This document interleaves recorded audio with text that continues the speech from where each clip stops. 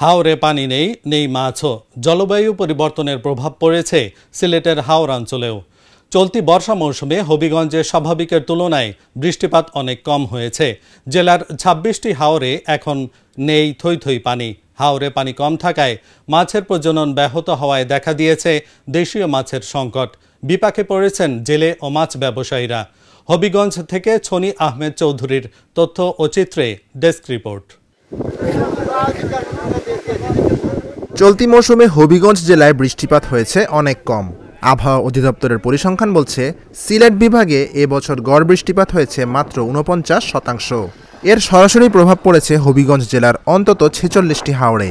কোথাও হাঁটু পানি, কোথাও কোমর সমান, আবার কোথাও একেবারেই শুকনো। এই পানির স্বল্পতায় হাওরের দেশি মাছের প্রজনন মারাত্মকভাবে ব্যাহত হচ্ছে। আগের মতো মাছ ধরা যাচ্ছে না। জেলেরা বলছেন, দিনরাত জাল ফেলেও মিলছে না কাঙ্ক্ষিত সংখ্যক মাছ। আর যে মাছ পাওয়া যাচ্ছে তা বাজারে তোলার মতো নয়। ফলে ক্ষতির মুখে পড়ছেন মাছ ব্যবসায়ীরাও। পানি না হওয়াতে মাছের কোনো চিন্তা হয় না। আগে অন্য বছর একসাইয়ে আমরা ভাই লইছি 10 কেজি 20 কেজি বড় সাই দিয়া।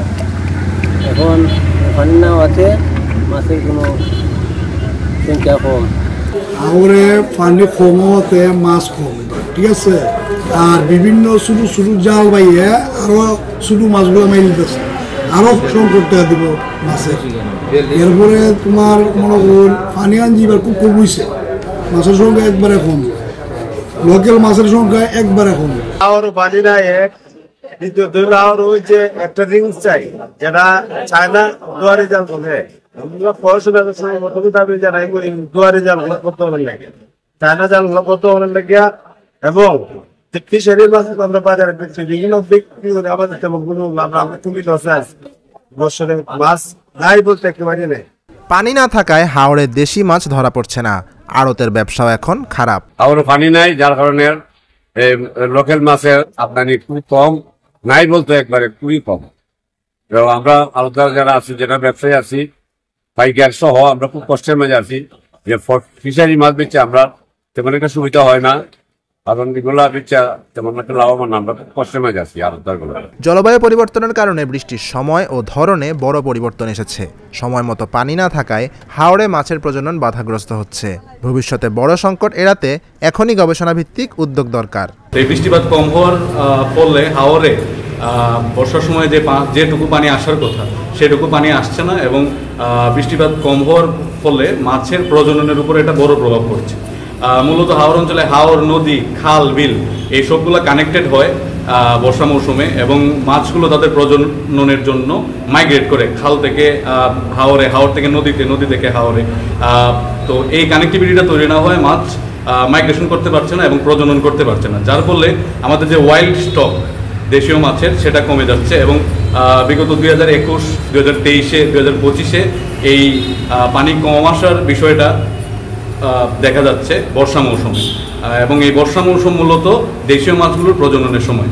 তো প্রজননের ব্যাঘাত ঘটায় মূলত দেশীয় মাছের উৎপাদন কমে যাচ্ছে এবং মাছগুলো বিলুপ্তির পথে যাচ্ছে। চলতি মাসে যদি পর্যাপ্ত পানি না আসে, তাহলে মাছের উৎপাদন মারাত্মকভাবে হুমকিতে পড়বে, শঙ্কা মৎস্য কর্মকর্তার। হবিগঞ্জ জেলার মোট 26টি হাওরের, যার আয়তন 25,470 হেক্টর।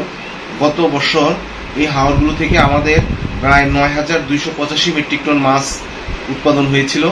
কিন্তু এই বছর এখনো অধিকাংশ হাওরেই পানি না আসায় মাছের উৎপাদন নিয়ে আমরা শঙ্কিত। গত বছর আমাদের মে মাসের শেষ দিকে, জুনের প্রথম দিকে পানি আসছিল, এবং প্রায় অক্টোবর নভেম্বর পর্যন্ত হাওরগুলোতে পানি পরিপূর্ণ থাকার কারণে গত বছর আমাদের হাওরের মাছের উৎপাদন অনেক ভালো ছিল। কিন্তু এই বছর এখনো আমাদের হাওরগুলোতে পানিতে পরিপূর্ণ হয় নাই। এই জন্য আমরা শঙ্কিত, এবং আমরা আশা করছি ইনশাল্লাহ বৃষ্টি হবে। বৃষ্টির মাধ্যমে আমাদের হাওরগুলো পরিপূর্ণ পানি হয়ে যাবে, আর দেশীয় প্রজাতির মাছ আমাদের পর্যাপ্ত পরিমাণে পাওয়া যাবে। গত বছর পানিতে ভরপুর থাকার কারণে হবিগঞ্জ জেলার প্রায় 25,470 হেক্টর আয়তনের 26টি হাওরে 9,285 মেট্রিক টন মাছ উৎপাদিত হয়েছিল। Dhaka journal news desk.